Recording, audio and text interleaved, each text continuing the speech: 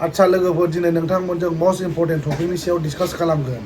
ओरैबायदि फाग्ला गोजा बे आबसुनि मानसिफ्रा सरकार बायनाय लोगो लोगो आन्दालन खालामनायनि खोथा बुंबावबाय।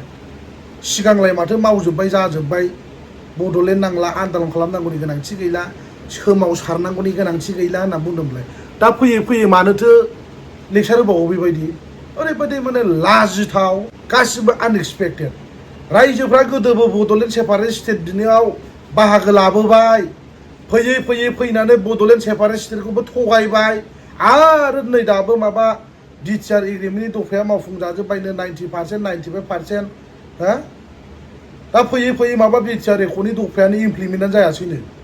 दफा इमप्लिमेन्ट खालामनांगौनि थाखाय आन्दालन खालामनो एबा सोमावसारफिननो नागिरदों। मा जाखो बियो हाग्रामा सारा जेरैबायदि रायजो राजाखौ अनसायबोदों गोदोनिफ्रायनो स्टिल दासिमबो बिथाङा अनसायगासिनो दं आरो फैबाय थानाय समावबो बिथाङा रायजो राजानि मोजां उन्नयननि खामानि मावगोन आसा खालामो।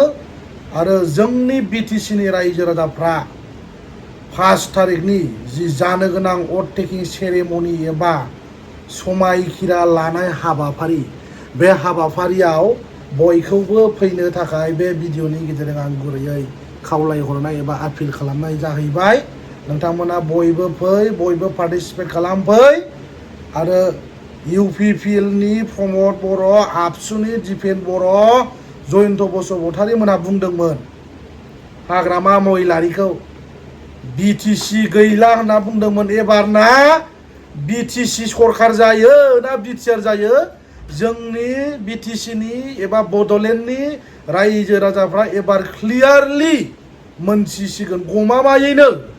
एकर्डिंलि Pramod Boro' it was a better government but Hagrama महिलारिनि बायदिब्ला बिटिसि मानोना बिटिसिआ जोंना ओरैबायदि पावारफुल आरो बिटिआर एग्रिमेन्टआ दिनैसिमबो इमप्लिमेन्टेसनबो जायाखै प्रमद बर'आ लिरनोबो हायाखै माबा बिटिसिखौसो दिनाउन्सिं जादों मादों बेफोरबायदि गोबां खोथा बुंदों।